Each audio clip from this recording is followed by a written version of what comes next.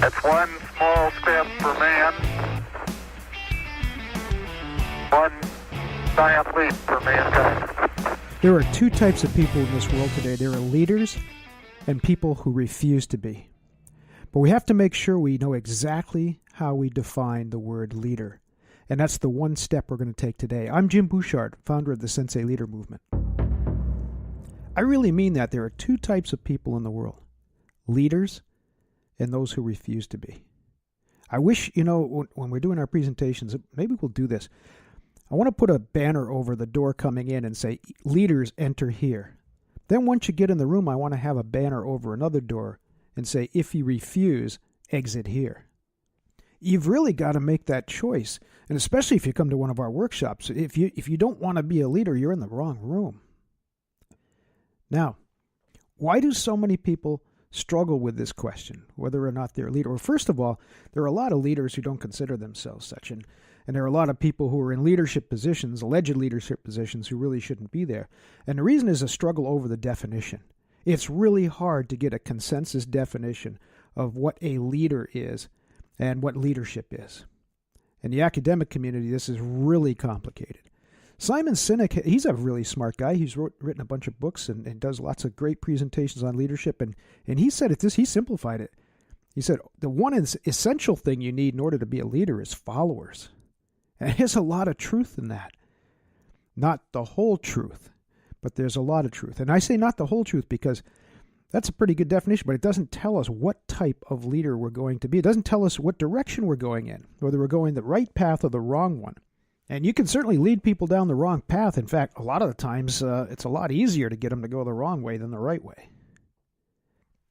Now, the definition for a leader that we use around here is simple, but I believe it's really, really powerful. It's just this. A leader is someone with the ability to attract willing followers. Note the emphasis on the word willing. And someone who has the will to serve them. So someone with the ability to attract willing followers and the will to serve them. So the opposite of that would be a dictator. Now, a dictator is someone who gets the job done through fear, force, or coercion. Once you cross that line, you're no longer a leader. No matter what your intentions are, you're a dictator. The key element is that idea of willing followers. People have to follow you willingly. Why? Because they trust you, they respect you, and that's why they're loyal to you. And that respect, trust, and loyalty has to be earned. That's how you become someone who can attract willing followers. That's how you become a genuine leader. It's very important to understand that distinction because the age of command and control is dead. If that's still your main strategy, command and control, your organization is either dead or dying. People follow examples much more enthusiastically than they do orders. That's why it's so important that we understand this idea of human-centric leadership, the human-centric leader. Now, be careful before we go thinking too much of ourselves. We're all vulnerable to what I call the authoritarian slip. We can all become the dictator and start barking out orders once in a while. We can all try to bribe people, threaten them, right? Use that fear, force, and coercion formula there. So we've got to be very careful about that. We've got to understand what that line is, and we've got to respect it. Really, what we need to understand is the difference between authoritarian and authoritative. Now, sometimes we need to be very authoritative. Sometimes we need to bark orders. We do need to command. People expect it. And if we've earned their respect, their trust, and their loyalty, then chances are they're going to trust those orders. And they're probably going to follow them. But once we cross that line and we're using fear, force, and coercion, and that's it. We're not a leader anymore, not authoritative or authoritarian. We become the dictator, the tyrant. So we've got to guard against that all the time. We've got to make sure we're aware of when we cross that line and make sure we can do a quick about face. Now, one thing we've really got to cover, very critical, leadership is not about rank. It's not about a title. It's not about a position of authority. Some of your best leaders are on the front lines, and they have little or no authority whatsoever. And let's face it, there are some really lousy people that hold positions of authority, really crummy leaders that have a lot of power and authority. That's why I have an issue with people who think the word leader or leadership is overused. Like I just said, it's a choice. It's a choice that you're making. It shouldn't be extraordinary. It should be ordinary. It shouldn't be reserved for the chosen few. It should be something that all of us embrace, a responsibility that we're all willing to take on. Anyway, what do I know about it, right? This time, if you haven't heard the story yet, and I won't presume that you have, I should share my resume with you. How did I learn about leadership? Well, first of all, spirit of full disclosure, I'm a 2-time college dropout and a former drug addict. Aren't you glad you tuned in now, right? I used to think that was a really lousy resume for someone that was working in leadership development. Now, over the past couple of years, I've really understood that that's a great resume, and I'll explain why. I had to transform myself from a loser to a leader, and in my life, that was the real transformation from a drug addict and a dropout to a black belt, and then later to a sensei. In that process, I had to learn the process of transformation in order to survive. Now, why is that so important? Because today, there's pretty much a general consensus that all leadership to some degree is situational. You've got to respond to the circumstances and conditions in front of you, to the different people in front of you. The best leadership is transformational.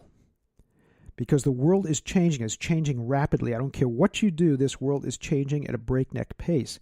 And you've got to be ready and willing to adapt to those changes and respond to them. Be creative, innovative, disruptive, right? So, in order to do that, you have to understand that process of transformation, and you have to embrace it continually. So after a while, like I said, after a lot of soul searching, I discovered that who better to talk about transformation than someone that really intimately understands the process? And as I said, I had to learn that process to survive. I had to learn the process of transformation to survive. And that's the same process that you can apply to your individual life as a leader, and also to how you create your leadership culture in your organization. Now, as I said, eventually part of my transformation was becoming a sensei. Now, what exactly is a sensei? Of course, you know it's a martial arts teacher, so the term we use for a martial arts teacher. But it's a lot deeper than that. What does a sensei do? A sensei has 3 major purposes: to inspire, empower, and guide other people to their very best. The symbol we use for that achievement is a black belt. So we help people to get to black belt. But really what that means is we need to inspire, empower, and guide people to their very best. And sometimes that best is something that we're going to help them discover. It's something that they didn't think possible until they really got involved in that process. You know, I heard years ago this great definition of a leader. And I thought for years, and I was quoting it this way for years, I thought John Adams said this. There are these people who dig into quotations on the web, and they find out, who said it or who didn't say it. Well, apparently nobody can find any evidence that John Adams said this. The closest person they can find that said anything like this is Dolly Parton. And I actually met her. She's a terrific person and a great leader. And I'll tell you that it's just as good coming from her, maybe even better. But anyway, here's what the definition is. If you inspire others to learn more, do more, and become more, you're a leader. I think that's a pretty damn good definition of what a leader is. And it takes us right back to the root, takes us back to what we've been talking about all through this. It's a choice. And we all have it. And that leads us to our one step for today. Sit down and ask yourself that simple but deep question.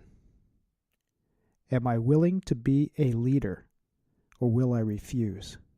And make this a discipline. Remember that a discipline is the cultivation, the development, and the practice of a meaningful and purposeful habit. So make this part, carve it into your schedule in stone, and ask yourself this question from time to time. Will I be a leader, or will I refuse to be? And if you have some leadership experience or you're in a leadership position, still make this a discipline. Ask yourself this question. Ask it when you're facing a challenge, when you're facing an ethical question. Make it part of your practice to ask, will I lead or will I refuse? If nothing else, that might help you affirm your confidence and your courage, especially when things are tough. I sincerely hope you'll get more involved in the Sensei Leader movement. All you need to do is go to thesenseileader.com and subscribe. When you do, you'll get free online access to the Sensei Leader ebook. Also, very exciting news, we've started up on Patreon. Now, this is to expand. There's a whole bunch of services that we want to offer, and your patronage makes that possible. So go over to patreon.com/the Sensei Leader Movement and check out the different tiers we have available and all the benefits you get at each level. As always, I'm so grateful for every minute you spend with me. Very, very grateful for the opportunity to share these ideas with you. I'm Jim Bouchard, founder of the Sensei Leader Movement.